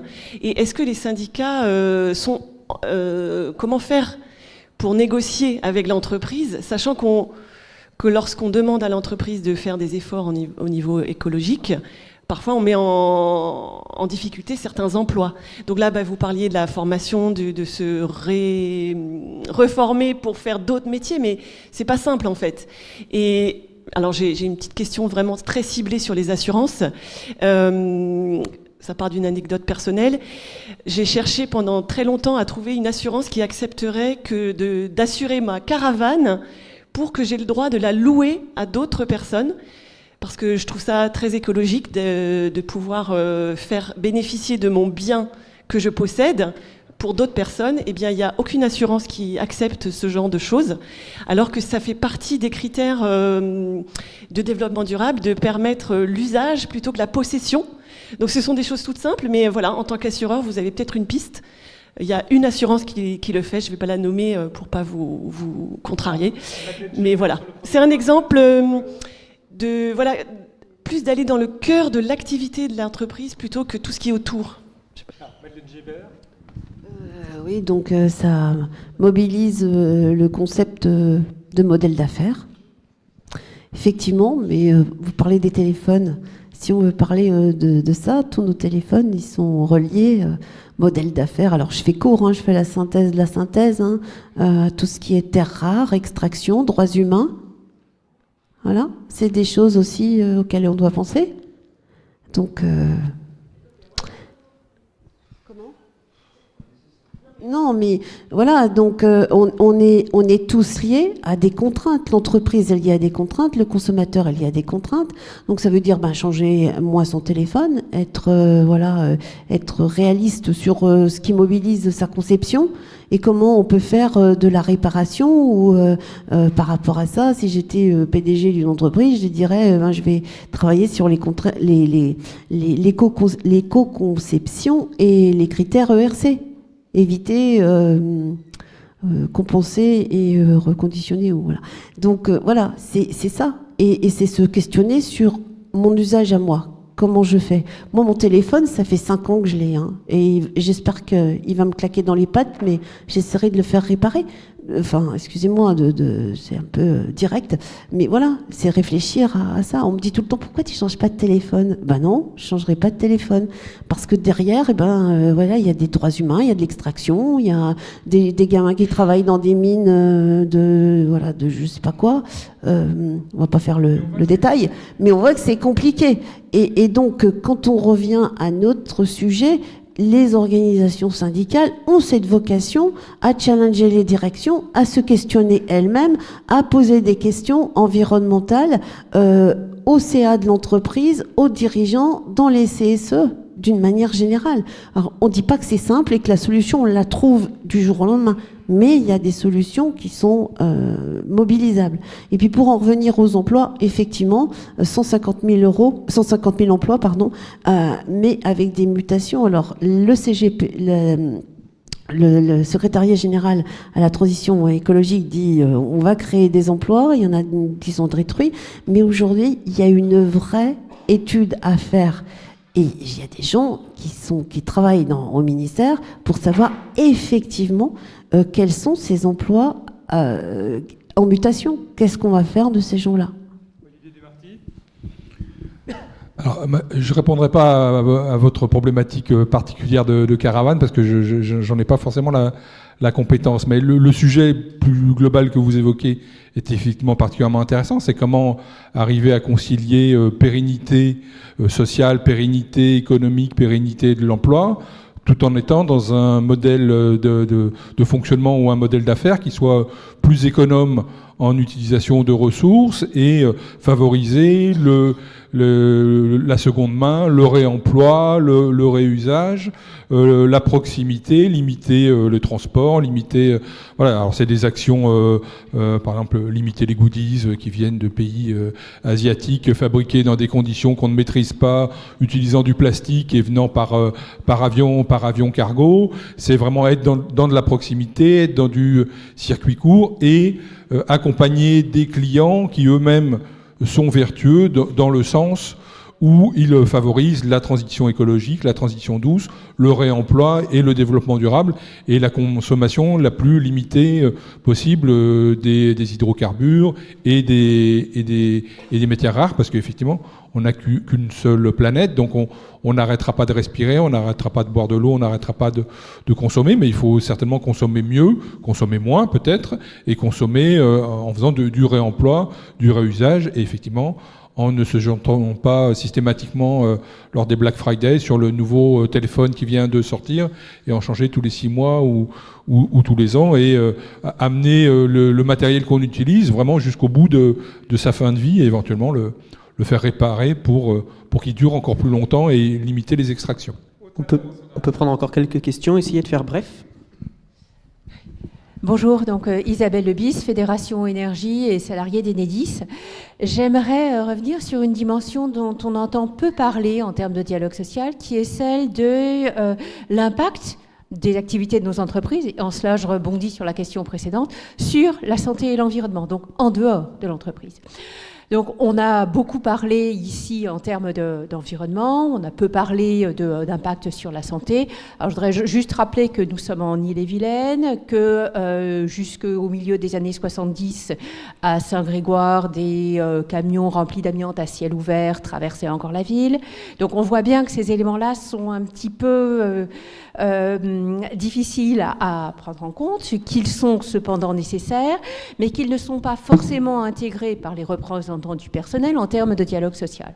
Vous avez justement, fort justement évoqué le sujet des PFAS. Et un des sujets qui est facteur de préoccupation pour moi est justement le manque d'acculturation des représentants du personnel aux enjeux de santé environnementale, en cela que ce n'est pas parce qu'on observe quelque chose de dégradé ou qu'on est capable de mesurer quelque chose qu'il y a forcément un impact sur la santé. Donc on voit bien que ces sujets-là sont difficiles à appréhender et que la formation des représentants du personnel, comme celle des chefs d'entreprise, est indispensable. Et j'aimerais savoir comment on peut appréhender, en termes de dialogue social, ce sujet. Alors c'est une très bonne question. Alors le focus n'était pas là-dessus ce matin, mais j'ai un chapitre entier de l'ouvrage sur le sujet, puisque pour les juristes, on parle de risque mixte lorsqu'il existe un risque à la fois pour l'homme et pour l'environnement. L'amiante que vous preniez est un très bon exemple, puisque ça me permet de parler d'une maison que j'aime bien, qui est l'OIT, l'Organisation internationale du travail. Et au titre des conventions de l'OIT, eh bien, le préambule de la convention de l'OIT sur l'amiante nous dit expressément que l'amiante est une saloperie à la fois pour l'homme et pour l'environnement. Et globalement, vous avez une dizaine de conventions de l'OIT qui prennent ce schéma-là de mettre ensemble environnement et santé. Ça va de la convention sur les mines également, mais également sur l'utilisation des produits chimiques. Donc il y a énormément de choses sur ces éléments-là. Alors, au terme du dialogue social, il faut distinguer le dialogue social lato sensu, c'est-à-dire avec le CSE du dialogue social stricto sensu, c'est-à-dire les conventions collectives en tant que telles. Sur le lato sensu, en fait, on est plutôt mieux armé sur les risques mixtes que sur le reste, puisque on a la CSSCT, en réalité, qui est obligatoire à partir de 300. Et voilà, désolé de te faire de la peine avec les commissions environnement que tu as tenté d'impulser, mais qui malheureusement n'ont pas été prises de manière obligatoire. Mais rappelons-le quand même, qui peuvent être négociées et être mises en place au titre des conventions facultatives. Eh bien, aujourd'hui, on n'a pas l'équivalent en termes environnement. Donc, parfois, on a une instrumentalisation des commissions santé-sécurité qui vont partir sur ces questions environnementales par le biais, justement, des risques mixtes. Et ce risque mixte, ça peut être un risque qui est externe à l'entreprise. Exemple, la chaleur. Depuis 2017, dans les bulletins de santé au travail, le ministère recense les morts, notamment de la canicule. Donc c'est pour vous dire qu'on en a suffisamment pour commencer à les recenser expressément. Ce n'est pas une nouveauté du genre. Mais également, ça peut être interne à l'entreprise, par exemple l'utilisation d'un produit chimique ou d'un pesticide qui va être mauvais pour le travailleur et également son environnement. Donc on a pas mal de choses en réalité sur cet élément-là. Sur les conventions collectives, en fait, on a assez peu de choses, même si, eh bien, on peut être amené à négocier, puisque dans les objets de négociation, il y a de la négociation sur ce qu'on appelle les environnements physiques agressifs. Et à ce titre-là, on peut agir sur notamment les questions de risque mixte. Voilà, j'ai un gros chapitre là-dessus, si ça vous intéresse, vous pourrez feuilleter l'ouvrage, mais c'est un développement assez long. Quand je donne cet élément-là en formation, on y passe une journée, pour vous donner un exemple de temps. Oui, bonjour, je m'appelle Luc Verstraete, j'ai été DS central du groupe Altran Capgemini, je suis shifter depuis plus de 15 ans, enfin 10 ans au shift. Moi, je suis un peu dans la dissonance cognitive. Là, j'étais il y a 3 semaines, il y avait un colloque des low-tech à l'école centrale. Donc, il y a un monde des sachants, et puis il y a la réalité du terrain, et on a le dialogue social, et puis la défense des salariés. Alors, quand on dit on va rencontrer les problèmes de fin du monde, vont rencontrer les problèmes de fin du mois, c'est là où ça commence à être compliqué. Et il y a vraiment un énorme manque dans le dialogue social d'anticipation sur les métiers qui vont changer. Vous regardez la décarbonation de l'automobile, etc. C'est extrêmement compliqué et il y a des sujets qui fâchent. Est-ce qu'on va pouvoir avoir 30 millions de véhicules électriques en France? Non. Il n'y a pas le cuivre sur la planète. C'est même pas le réchauffement climatique. Hein. Il n'y a pas les ressources. Et d'ailleurs, il n'y a plus de croissance en Europe, enfin, ce que dit un peu le Shift Project, hein, du fait de, etc. Donc, il y a beaucoup de choses, je pense, qui est très important, nous les syndicats, il faut être capable de porter ce diagnostic qui fâche, mais de dire qu'on va devoir avoir un mot qu'on peut peut-être pas entendre, mais qui a une certaine décroissance, et parler de redirection écologique, et donc des métiers de demain. Et ça, c'est compliqué dans le monde, dans l'entreprise, parce qu'on est au jour le jour, voilà, et il faut défendre les salariés, mais moi je vois même ma boîte, Capgemini, on va prendre le cas. On fait des efforts depuis des années, on fait l'atelier 2 tonnes pour y faire la fresque, etc. Mais là aujourd'hui, vous savez, la conjoncture, on se lance dans l'IA. Vous avez vu ce que c'est que l'IA?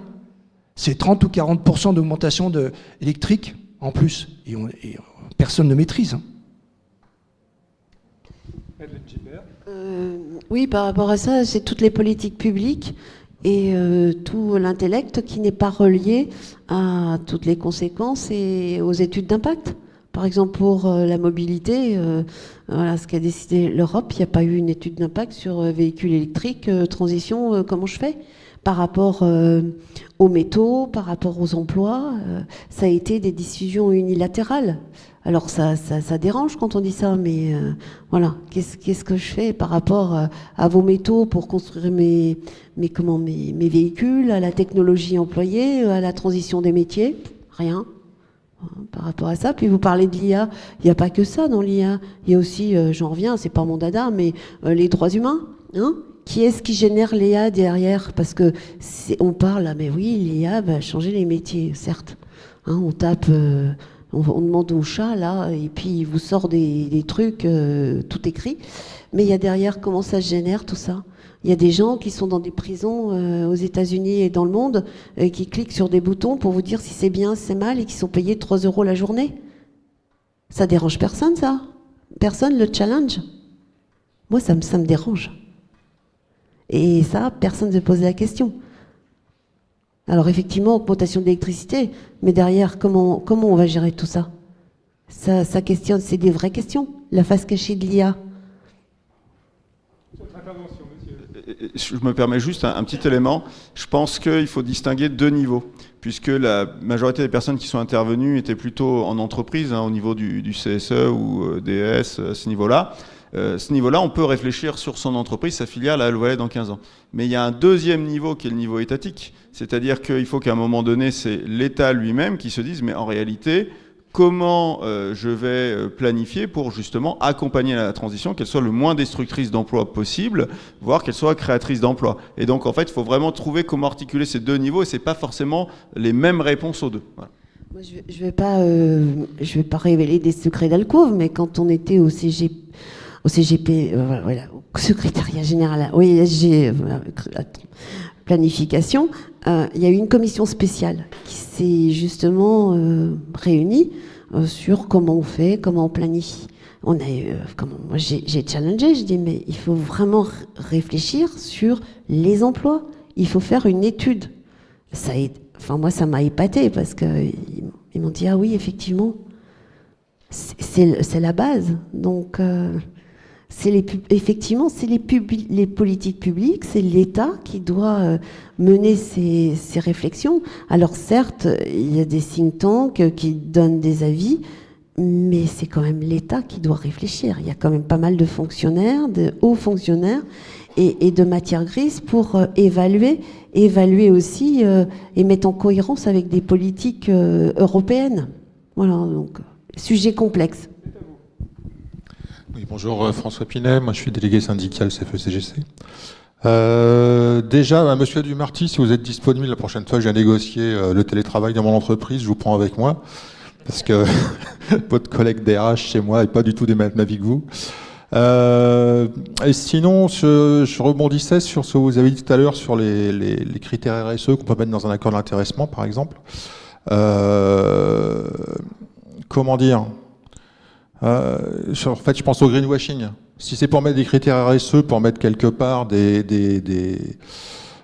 valeurs que peut gagner le salarié extrêmement faibles, qui ne sont pas du tout incitatives, ou qui sont dans le cadre d'un groupe qui organise la remontée d'argent qui fait que la filiale n'en a plus et que de toute façon il n'y a pas d'intéressement à donner. Quel est le sens de rentrer dans cette démarche-là si c'est juste pour faire de l'affichage, avoir un beau label et quelque part cautionner cette forme de greenwashing ? C'est tout l'intérêt que ce soit une négociation et pas une mise en place par décision unilatérale de l'employeur. Parce qu'il peut le faire tout à fait par décision unilatérale. Si vous le faites par décision unilatérale, il peut effectivement faire son montage financier et en réalité, vous n'aurez rien pour les salariés. L'intérêt justement de la négociation, c'est de mettre des garde-fous, de vérifier que les critères qui sont donnés sont des critères pertinents, de regarder aussi quel est le bon élément. C'est-à-dire que si vous dites, par exemple, à quelqu'un qui n'intervient jamais, on va dire, dans une pièce où il faut éteindre la lumière, que son intéressement soit calculé par la baisse d'électricité, sans doute qu'il y a un problème. Et donc là, on peut voir qu'il y a une volonté d'affichage. À l'inverse, si c'est des personnes qui vont réfléchir à quand va-t-on mettre en œuvre les machines, comment se faire organiser la production, là, la question des intrants a beaucoup plus d'intérêt. L'intérêt de la négo, c'est justement d'être là, en contrepoids, en garde-fou. Parce que sinon, l'autre solution, c'est que si l'employeur veut mettre en place une rémunération, il peut mettre en place une prime de manière unilatérale. L'idée, justement, que ça soit négocié, ça soit de dire, mais est-ce que ce que je fais est pertinent? Est-ce que cela a du sens? Et ensuite, est-ce que c'est instrumentalisé? Mais donc, il ne faut pas se dire, il y a une volonté d'instrumentalisation, donc je ne rentre pas dans la négo. Au contraire, si vous faites ça, vous laissez le libre cours à l'action unilatérale, qui là peut être fait uniquement pour une volonté d'affichage. Ça, c'est le premier point. Deuxième point, sur cette volonté d'affichage, je pars un peu de côté, mais c'est le problème des enseignants-chercheurs, on a trop tendance à partir à gauche, à droite. Mais il faut savoir quand même que depuis une dizaine d'années, la jurisprudence va de plus en plus fort sur la RSE. Pour citer un professeur nantais, Alain Suppiot, dans les années 80, il nous disait « La RSE, c'est une promesse d'ivrogne ». Donc voilà, ça voulait quand même tout dire. Hein. Bon. Aujourd'hui, on ne peut plus dire ça. Pourquoi? Parce qu'en fait, la jurisprudence commence à prendre au mot les entreprises. Je vous donne un exemple qui n'est pas un exemple français, qui comme ça justement met à l'aise tout le monde, c'est Lufthansa. Lufthansa avait fait une affiche où vous voyez sur la moitié de l'affiche, la moitié de la sphère qui est la Terre, l'autre moitié de la sphère c'était l'avant d'un cockpit d'avion. Et c'était marqué Lufthansa, nous volerons vert en 2050. D'accord? Avec un beau jeu de mots sur vert en français, c'était fantastique. Et puis il y avait un petit astérix, si la technologie existe. Parce que, voilà. Eh ben, ils se sont fait condamner pour publicité mensongère. Donc c'est pour vous dire que l'idée du greenwashing, oui, il y a du greenwashing, ça existe, on va pas se cacher derrière son petit doigt. Mais il faut bien voir que les juges sont en train de serrer les vis de plus en plus là-dessus. Et tous les contentieux qu'on a sur le devoir de vigilance et autres, notamment portés par notre affaire à tous, montrent bien qu'il y a un contrôle de plus en plus fin des juridictions et que si, effectivement, dans les années 80, on pouvait faire ce qu'on voulait en matière de greenwashing, il n'y avait pas de problème, aujourd'hui, c'est plus vraiment le cas. Tout à l'heure, ça a été rappelé, hein, il y a les réseaux sociaux qui sont là pour rappeler les choses. Alors, les réseaux sociaux, c'est pas les sanctions judiciaires, mais généralement, c'est le premier point. Quand l'information remonte, derrière, vous avez des personnes qui agissent. Je rappelle que le syndicat peut agir en justice dans l'intérêt collectif de la profession et que le non-respect d'une convention collective a toujours été considéré comme l'intérêt collectif de la profession. Donc vous avez des accords d'intéressement sur des critères RSE, ils ne sont pas respectés. Le syndicat a le droit d'agir en justice s'il le souhaite. Il y a une possibilité d'action. Donc vraiment, il ne faut pas se priver de la négociation collective du fait du risque de greenwashing. Pour moi, laisser la main de l'autre côté laisse plus de place au greenwashing que d'agir véritablement et d'aller à la table des négos. Une dernière question. Oui, bonjour, j'ai une question pour la CFE. En fait, je voulais savoir quels étaient, parce qu'on a vu tout l'intérêt d'être bien formé en tant qu'adhérent et en tant qu'élu, quels étaient les parcours de formation proposés et si dans les parcours de formation classiques, on abordait maintenant la transition écologique et les thématiques à travers les formations délivrées actuellement, quoi. Alors, pour notre organisation syndicale, nous avons une formation RSE développement durable niveau 1, niveau 2, dans laquelle il y a l'intégration des attributions environnementales dans les CSE, que faire, comment, pourquoi et comment agir. Ça, c'est le niveau 2. Et je commençais par le niveau 2. Le niveau 1, c'est grands principes généraux. Comment je comprends ce qui se passe. Avec les nouveaux textes, hein, le PNAC, la PPE, on a tout ça. Et puis vraiment, le deuxième, vous pouvez y aller en toute confiance. Il y a la CSRD, il y a les attributions environnementales des CSE, lire une BDESE, etc.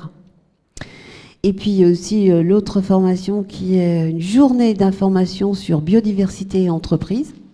Comment j'agis par rapport à cela. la biodiversité dans le monde d'entreprise. Ça challenge quelles activités. Et puis, tout à fait, au début, on avait travaillé avec l'OFB, alors qui s'est un petit peu retiré parce que vous savez qu'ils ont quelques difficultés, où on avait un cas pratique de modèle d'affaires, comment nous, en tant qu'organisation syndicale, on peut réfléchir sur ce modèle d'affaires, quelles matières premières, quels éléments ça mobilise, et comment je peux éviter et compenser et proposer à la direction des solutions. Et puis on a aussi une fresque de la biodiversité, toujours pareil, sur comprendre, bon ça c'est plus classique, mais le modèle qu'on avait dans ces formations, c'était d'être au plus près du terrain et d'évaluer ce que l'entreprise fait et où elle pourrait aller. Classique donc, mais nécessaire. Comment ? Classique mais nécessaire. Oui, tout à fait. Mais voilà, donc, et puis on a aussi des projets d'avenir sur la CSRD, mieux la comprendre, mieux agir, puisque comme je vous l'ai dit tout à l'heure, cette CSRD, enfin les rapports doivent être présentés aux organisations syndicales, aux parties prenantes. Nous arrivons au terme de cette table ronde, on va passer à quelques mots de conclusion. Alors, non, c'était juste parce que vous pouvez vous former dans votre organisation, mais sachez que l'université aussi forme. Et non, pourquoi je vous dis ça, c'est parce que sur le site de la page YouTube de l'Université de Paris 1, vous pouvez retrouver un colloque intégralement capté qui s'appelle « L'entreprise face aux défis environnementaux ». C'est gratuit, pensez juste à mettre la qualité au manière minimum pour le flux vidéo. Et puis, il y a eu un colloque qui s'est passé à Rennes, qui devrait être en ligne. Genre, je me tourne vers toi, il n'est toujours pas en ligne. Voilà, sur ces questions de transition écologique, et donc qui devrait l'être bientôt, mais je suppose que voilà, vous ferez une annonce là-dessus. Donc voilà, les colloques à l'université sont souvent gratuits, donc voilà, vous avez le droit de venir pour vous former, on vous accueille toujours avec plaisir. Arnaud Cazado, gardez le micro. En conclusion, on voit bien que nous sommes dans une période difficile, anxiogène, compliquée, mais peut-être aussi passionnante parce qu'il y a tout, ou en tout cas beaucoup à construire ensemble. Alors, il y a beaucoup à construire, mais c'est surtout que j'espère que, au fil de cette discussion, vous vous êtes rendu compte qu'en fait, les cartes que vous aviez dans vos mains étaient plus nombreuses que celles que vous pensiez avoir en rentrant dans la salle. Et je pense que s'il y a un espoir, il est là. C'est que aujourd'hui, le pouvoir d'action, eh bien, en réalité, vous l'avez déjà en partie. Alors certes, on peut toujours l'accroître, certes, on peut toujours espérer mieux arriver à avancer sur cette transition, mais souvent on se sent, enfin c'est généralement le ressenti que j'ai quand je fais des formations, on me dit mais en fait j'étais arrivé, je pensais que je pouvais pas faire grand chose. En fait, on ressort de là en se disant en fait on peut faire beaucoup plus que ce qu'on pensait, et donc ça pour moi c'est vraiment à chaque fois enthousiasmant de se dire mais en fait collectivement on peut faire beaucoup et on a nos cartes à jouer. Olivier Dumarty. Pour rebondir et compléter ce qui vient d'être dit, il y a effectivement un champ d'investigation qui est extrêmement large. Et ce que je disais tout à l'heure, c'est que ces thématiques d'écologie, de transition écologique, de développement durable sont vraiment un champ d'investigation et un champ de travail extrêmement, qui est relativement nouveau, extrêmement important pour les organisations syndicales. Et c'est vraiment l'occasion rêvée de moderniser ou de réinventer le dialogue social dans l'entreprise, mais aussi, plus prosaïquement pour les organisations syndicales, ça peut être aussi la possibilité d'attirer vers vous les plus jeunes générations qui sont justement très sensibles à ces sujets-là, qui sont parfois un peu éloignés de l'univers syndical ou du monde syndical parce qu'ils en ont une vision éventuellement un peu éloignée, voire caricaturale. Et ça peut être aussi l'occasion de ramener vers vous des troupes jeunes et fraîches pour traiter de ces sujets-là, plutôt qu'ils soient traités en dehors du périmètre des organisations syndicales. Et Madeleine Gilbert. Moi, je dirais que vous pouvez dire autour de vous, à vos directions, à vos collègues, que le dialogue social, c'est un vecteur de transition écologique. Faire de la RSE un levier dans vos CSE pour traiter le volet environnemental d'une manière beaucoup plus prégnante. Et comme le disait Arnaud, vous avez des outils et des possibilités de faire. Simplement, il faut questionner et challenger la direction, peut-être aussi vos collègues, et construire un dialogue social structuré dans les instances, quelles soient les instances CSE et conseils d'administration, voilà, les deux instances où vous pouvez agir. Et voilà, structurer, et puis sachant que aujourd'hui c'est en open source, il y a beaucoup d'études, de réflexions, et puis et bien évidemment regarder tout ce que et intégrer tout ce que la CFE-CGC, tout ce que le secteur des transitions vers un monde durable produit et va produire dans les prochains mois, notamment un parcours pédagogique sur la biodiversité et les modèles d'affaires par rapport à ça. Merci. Merci à nos 3 intervenants. Vous pouvez les remercier également. Et la suite, c'est avec Paul Bonty. Avant de quitter la salle, on vous propose maintenant un petit temps